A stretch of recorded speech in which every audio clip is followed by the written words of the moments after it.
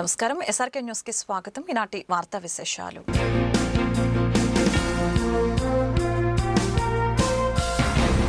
స్థానిక సంస్థల నిధుల్ని వైసీపీ దుర్వినియోగం చేస్తే కూటమి ప్రభుత్వం అభివృద్ధి కోసం వెచ్చిస్తుందని గుంటూరు తూర్పు నియోజకవర్గ ఎమ్మెల్యే మహమ్మద్ నజీర్ తెలిపారు. రైలుపేటలో 38 లక్షల వ్యయంతో నిర్మిస్తున్న రహదారి నిర్మాణానికి బుధవారం నజీర్ శంకుస్థాపన చేశారు. ఏడాదిగా తూర్పులో అభివృద్ధి పనులు వేగంగా జరుగుతున్నాయని, ప్రణాళికబద్ధంగా సీఎం చంద్రబాబు ముందుకు సాగుతున్నారని చెప్పారు. Industrial development corporation chairman Degala Prabhakar, deputy mayor Sachila, corporator Samatha తదితరులు కార్యక్రమంలో పాల్గొన్నారు. పెద్ద ఎత్తున నగరంలో అభివృద్ధి కార్యక్రమాలకు శ్రీకారం చుట్టడంతో పాటు గతంలో ఎప్పుడు లేనటువంటి విధంగా అనేక రోడ్లను అభివృద్ధి చేసేటువంటి ప్రణాళికలతో పాటు ముఖ్యంగా శివారు ప్రాంతాలతో పాటు ఏదైతే అనేక కాలనీల్లో నాన్ నోటిఫైడ్ స్లమ్స్లో కూడా ఈరోజు కొత్తగా డ్రైన్లు కానీ, సీసీ రోడ్లు కానీ, వీధి దీపాలు కానీ అనేక విషయాల్లో ఈరోజు అభివృద్ధి కార్యక్రమాలు చేస్తున్నటువంటి పరిస్థితులు ఉన్నాయి. ముఖ్యంగా 21 కోట్ల రూపాయలతో నగరపాలక సంస్థ ముఖ్యంగా తూర్పు నియోజకవర్గంలో పెద్ద ఎత్తున ఈ సంవత్సర కాలంలో అభివృద్ధి కార్యక్రమాలను శ్రీకారం చుట్టడం జరిగింది. అంతేకాకుండా రాబోయేటువంటి 6 నెలల్లో ముఖ్యంగా శివారు ప్రాంతాలుగా ఉన్నటువంటి మద్దిరాల్ కాలనీ కానీ, మంగళదాస్ నగర్ కానీ, అలాగే ప్రగతి నగర్ కానీ, బసవతారక్ నగర్ కానీ, శివనాగరాజు కాలనీ కానీ ఇటువంటి ఏరియాల్లో కూడా ప్రతి ఇంటికి కూడా సురక్షితమైనటువంటి మంచినీరు ఇచ్చేటువంటి ప్రణాళికలతో ఈరోజు ప్రతి చోట కూడా ఎక్కడ కూడా కలుషితమైనటువంటి నీరు ప్రజలకు అందకూడదనేటువంటి ఆలోచనతో సురక్షితమైనటువంటి నీరు అందించాలనేటువంటి దృక్పథంతో ఈరోజు పెద్ద ఎత్తున పైప్ లైన్లు నిర్మాణం చేసేటువంటి కార్యక్రమం కూడా నిర్వహించుకుంటా ఉన్నాం. ఈ విధంగా నగరపాలక సంస్థలో తూర్పు నియోజకవర్గంలో గతంలో ఎప్పుడు లేనటువంటి విధంగా ఈ సంవత్సర కాలంలో పెద్ద ఎత్తున అభివృద్ధి కార్యక్రమాలు చేపట్టడమే కాకుండా ఎక్కడ కూడా ప్రజలకు ఇబ్బంది కలుగుతున్నటువంటి ప్రతి ఒక్క విషయంలో కూడా కూటమి నాయకత్వం మరింత అందుబాటులో ఉంటూ క్షేత్రస్థాయిలో ప్రజలకు అవసరమైనటువంటి కార్యక్రమాలు చేస్తూ ఒక మంచి ప్రభుత్వంలో చంద్రబాబు నాయుడు గారి నాయకత్వంలో ఈరోజు ఈ ప్రభుత్వం ముందుకు సాగుతూ ఉంది. ఈ రోజున గుంటూరులో అభివృద్ధి కార్యక్రమాలు, సంక్షేమ కార్యక్రమాలు కూడా శరవేగంగా సాగుతూ ఉన్నాయి. కూటమి ప్రభుత్వం వచ్చిన దగ్గర నుంచి కూడా ప్రజలందరూ కూడా అంతకుముందు 5 సంవత్సరాల కాలంలో అనేక ఇబ్బందులు గురై కనీసం మంచినీటి వ్యవస్థ సరిగా లేక ఆ రోజున చాలామంది కూడా ఆసుపత్రులు పాలైపోయిన సంగతి అందరికీ కూడా తెలిసిందే. అటువంటి సిచ్యువేషన్ నుంచి ఈ రోజున గుంటూరు నగరంలో ఎక్కడ మురికి వాళ్ళ ఉన్నా కానీ అక్కడ అభివృద్ధి చేస్తామని చెప్పేసి నగరపాలక సంస్థ నుంచి ఈ రోజున శరవేగంతో అనేక డ్రైనేజీ వ్యవస్థ ఇవాళ రైలుపేటలో దాదాపుగా ఇది 4వ రోడ్డుగా డ్రైనేజీ వ్యవస్థను బాగు చేయడానికి మరి చొరవ తీసుకున్నటువంటి ఎమ్మెల్యే గారికి ఇక్కడున్న ప్రజలందరం కూడా కృతజ్ఞతలు తెలియజేస్తున్నాం. ఇట్లాగా ఏదైనా కానీ ఒక రాజకీయ వ్యవస్థ రాజకీయంగా ప్రతి ఒక్కటి కూడా ఎల్లప్పుడూ రాజకీయం చేయకుండా ఒక ఎమ్మెల్యే గారు కానీ ఎవరైనా కానీ ప్రజాప్రతినిధులు ప్రజలకు అందుబాటులో ఉండి ఎల్లప్పుడూ కూడా వారికి ఏదో ఒకటి చేయాలని చేసే తపనతో ఉన్నటువంటి నజీర్ అహ్మద్ లాంటి వ్యక్తులు ఈ రోజున ప్రజలకి ఇక్కడ ఉన్నటువంటి ఇబ్బందులను కనుక్కొని ఇక్కడ డ్రైనేజీ వ్యవస్థకి ఇప్పుడు దాదాపు 38 లక్షల రూపాయలు శాంక్షన్ చేసి వాటి శరవేగంతో పనులు చేపిస్తున్నటువంటి ఎమ్మెల్యే గారు కానీ ఇక్కడ ప్రజాప్రతినిధులందరూ కూడా అట్లానే కార్పొరేటర్ గారు కూడా ప్రతి వార్డులో తిరుగుతూ వాళ్ళకు ఉన్నటువంటి ఇబ్బందులు ఇప్పుడు నాకు చెప్తా ఉంది. ఇంకా 4 రోడ్లు కూడా శాంక్షన్ కూడా రెడీ చేశామని, ఇటువంటి వ్యవస్థని మంచిగా చేస్తున్నటువంటి కూటమి ప్రభుత్వం అలానే ప్రతి ఒక్కరు కూడా ఏదన్నా ఇక్కడ ఉన్న ఇబ్బందులు కూడా ప్రజాప్రతినిధుల దృష్టిలో తీసుకురావాలని చెప్పేసి తెలియజేస్తూ మరొకసారి ఇక్కడ ఉన్నటువంటి కార్పొరేటర్కి కానీ మరి ఎమ్మెల్యే గారు చొరవ తీసుకున్నందుకు ధన్యవాదాలు తెలియజేస్తాం. ఇప్పుడు మా 6వ వార్డులో నేను కార్పొరేటర్గా గెలిచిన తర్వాత ఈ వార్డులోకి వచ్చినప్పుడు కొన్ని ఏరియాలు కానీ ప్రతి లైన్ కూడా నేను మార్నింగే వెళ్తూ ఉంటాను. వెళ్ళినప్పుడు ఇక్కడ ఈ లైన్కి వచ్చినప్పుడు ఇక్కడ కనీసం యూజీడీ వ్యవస్థ కూడా లేదు. ఈ లైన్కి వచ్చి ఒక డ్రైను లేదు, రోడ్డు లేదు, ఏమీ లేదు. కానీ అందరూ ఏమంటారంటే సిటీ నడుబొట్టులో ఉంది, ఇది అంత డెవలప్ ఏరియా, మీ వాటిలో ఏం అవసరం లేదు వర్కులు అనేసి నాకు అంటూ ఉంటారు. కానీ అసలు ఒక డ్రైన్ కానీ యూజీడీ వ్యవస్థ కానీ అస్తవ్యస్తంగా ఉండటం వల్ల ముందు నేను ఇక్కడ యూజీడీ లైన్ వేయించడం జరిగింది. తర్వాత డ్రైన్స్ కట్టించాను, ఇప్పుడు రోడ్ వేయిస్తున్నాను నేను ఇక్కడ.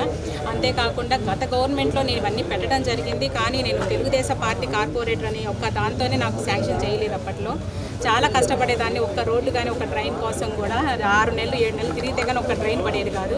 ఇప్పుడు మన కూటమి గవర్నమెంట్ వచ్చిన తర్వాత గుంటూరు వారి తోటలో రోడ్స్ అన్ని డ్రైన్స్ అన్ని పెట్టడం జరిగింది. అన్ని వర్క్లో ఉన్నాయి. అంతేకాకుండా రైలుపేటలో కూడా 3వ లైన్లో కూడా డ్రైన్ వేసారు, ఇప్పుడు రోడ్ వేస్తున్నారు. ఇది 2వ లైన్లో రోడ్ వేస్తున్నారు. మళ్ళీ మనకి రైలుపేటలో ఉన్న వాటిలో ఇది ఒకటే పెద్ద రోడ్డు. ఇక్కడ మనకి కార్లు కానీ ఏదైనా గవర్నమెంట్ హాస్పిటల్కి వెళ్ళాలన్నా ఇది ఒకటే పెద్ద రోడ్డు. ట్రైన్ టు ట్రైన్ ఇక్కడ రోడ్డు కూడా శాంక్షన్ చేయించడం జరిగింది. ఈ వార్డులో సమస్యలు కానీ డ్రైన్స్ కానీ ఎక్కడ ఏ సమస్య ఉన్నా కానీ నేను ఎమ్మెల్యే గారి దగ్గరికి తీసుకెళ్తా ఉంటాను. వెంటనే ఇది అవసరం అన్నా అనగానే వెంటనే మాకు ఎమ్మెల్యే గారు శాంక్షన్ చేయించి వెంటనే వర్కులు కొబ్బరికాయ కొట్టడానికి కూడా వెంటనే వచ్చేసి వర్కులు కూడా తొందరగా అయ్యేటట్టు కూడా చూస్తున్నారు. ఎమ్మెల్యే గారికి కూడా ఇక్కడికి వచ్చి కొబ్బరికాయ కొట్టినందుకు కానీ ధన్యవాదాలు తెలియజేస్తున్నాను. ఈ నెల 14-15వ తేదీలో గుంటూరు బ్రాడీపేటలో యునైటెడ్ ఎలక్ట్రిసిటీ ఎంప్లాయీస్ యూనియన్ 11వ రాష్ట్ర మహాసభలు నిర్వహిస్తున్నట్లు యూనియన్ రాష్ట్ర అధ్యక్షుడు డి సూరిబాబు తెలిపారు. బ్రాడీపేటలో పోస్టర్ ఆవిష్కరణ సందర్భంగా బుధవారం సూరిబాబు మాట్లాడారు. విద్యుత్ రంగాన్ని ప్రైవేటీకరణ నుంచి కాపాడటంతో పాటు కీలక అంశాలపై చర్చించి భవిష్యత్తు కార్యాచరణ రూపొందిస్తామని చెప్పారు. ఇందులో భాగంగా పలువురు యూనియన్ నాయకులు కూడా మహాసభలకు సంబంధించిన వివరాలు వెల్లడించారు. United electricity employees union Andhra Pradesh 11వ రాష్ట్ర మహాసభలు జూన్ 14-15 గుంటూరు జిల్లాలో జరుగుతుంది. ఈ సందర్భంగా మేము ఆంధ్రప్రదేశ్ ప్రజలకు కానీ వినియోగదారులకు కానీ అదేవిధంగా రాష్ట్రంలో ఉన్నటువంటి విద్యుత్ ఉద్యోగులు కానీ విద్యుత్ రంగాన్ని ప్రైవేటీకరణ కాకుండా కాపాడుకునే దానికోసంగా మేము యునైటెడ్ ఎలక్ట్రిసిటీ ఎంప్లాయీస్ యూనియన్గా అన్నిటిలో శ్రమిస్తున్నాం. కేంద్రంలో ఉన్నటువంటి కేంద్ర ప్రభుత్వం కానీ రాష్ట్రంలో ఉన్నటువంటి రాష్ట్ర ప్రభుత్వం కానీ విద్యుత్ రంగాన్ని ముక్కలు చేసి దాన్ని గౌతమ్ అదానీకి అంబానీకి శ్రీడి సాయి ఎలక్ట్రికల్కి పంచిపెడుతుంది. విపరీతంగా పేద ప్రజల మీద అదేవిధంగా వినియోగదారుల మీద విద్యుత్ భారాలు పడుతున్నటువంటి పరిస్థితి మేము చూస్తున్నాం. ప్రత్యేకించి ఈరోజు ట్రాన్స్ఫార్మర్స్ రిపేర్ చేసేటటువంటి కంపెనీ కూడా షిరిడి సాయి ఎలక్ట్రికల్ నాణ్యత లేదు, మంచి కోర్ వేయటం లేదు, విపరీతంగా కాలిపోతున్నటువంటి పరిస్థితి ఈరోజు చూస్తున్నాం. అదంతా కూడా ప్రజల డబ్బు ఈరోజు దుర్వినియోగం అవుతుంది. అందుకని ఇది ప్రభుత్వం ఆధీనంలోనే విద్యుత్ రంగాన్ని ఉంచాలనేటువంటి ఉద్దేశంతో ఈ స్మార్ట్ మీటర్స్ని అదాని దిగిస్తున్నటువంటి ఈ స్మార్ట్ మీటర్లన్నీ కూడా మేము వ్యతిరేకిస్తున్నాం. పాత విధానం కొనసాగించాలి. ఏపీ ట్రాన్స్కో అయినా జెన్కో అయినా డిస్కమ్లు అయినా సరే ఇది ప్రభుత్వం ఆధీనంలో నడవాలని చెప్పి మేము డిమాండ్ చేస్తూ ఉన్నాం. అదేవిధంగా కాంట్రాక్ట్ కార్మికులకు ఉద్యోగ భద్రత కల్పించాలి. వాళ్ళందరినీ కూడా డిక్లేర్ చేయాలి. తెలంగాణ తరహాలో అయినా సరే వాళ్ళందరికీ కూడా ఆర్టిజన్ల పేరుతో వాళ్ళందరూ కూడా గవర్నమెంట్లోకి తీసుకున్నారు. 21,000 మందిని తీసుకున్నాం ఒకేసారి. మన రాష్ట్రంలో కూడా 24,000 మంది కాంట్రాక్ట్ కార్మికులు, 4,000 మంది పీసీరెడ్డి కార్మికులు పనిచేస్తున్నారు. జన్మలో కూడా అదే పద్ధతుల్లో పనిచేస్తున్నటువంటి కార్మికులకు కూడా ఉద్యోగ భద్రత లేకుండా పోయింది. కాబట్టి మ్యాన్ పవర్లో వాళ్ళని కూడా తీసుకోవాలని చెప్పి మేము డిమాండ్ చేస్తూ ఉన్నాం.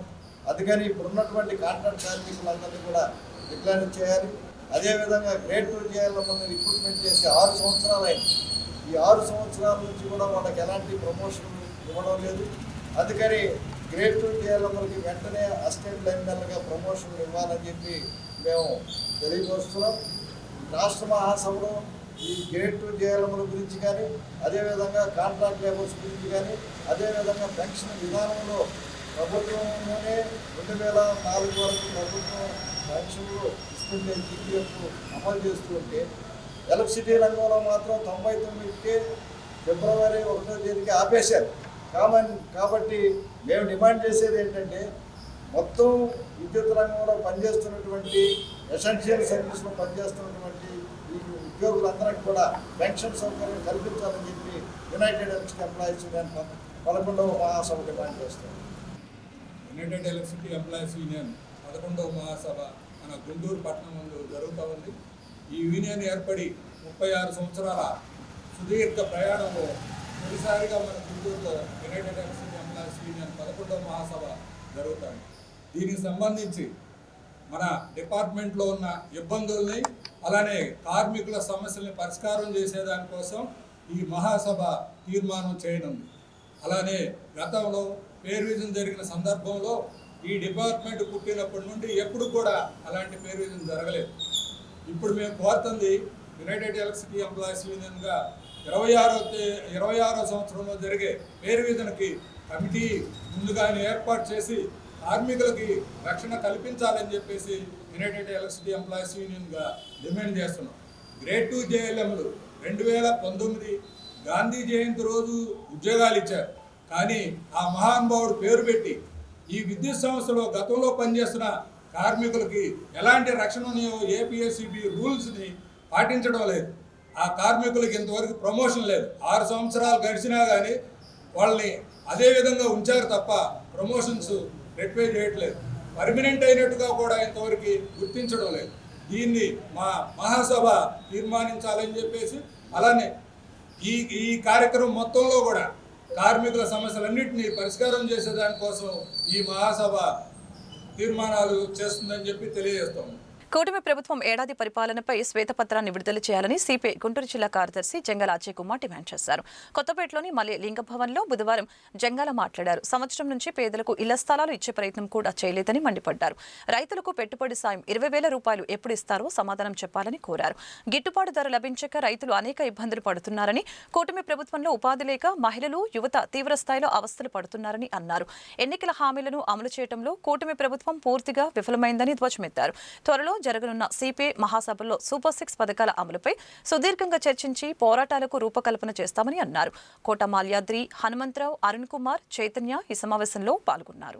ఈ నెల 12వ తేదీ నాటికి ఎన్డీఏ కూటమి అధికారంలోకి వచ్చి ప్రమాణ స్వీకారాలు కూడా చేసి సంవత్సరం పూర్తవుతూ ఉంది. ఈ సంవత్సర కాలంలో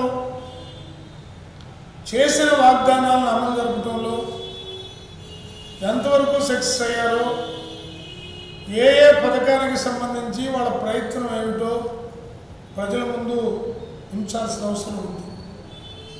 దానిపైన ఈ పథకాలపైన శ్వేతపత్రం విడుదల చేయాల్సినటువంటి అవసరం కూడా ఉన్నది.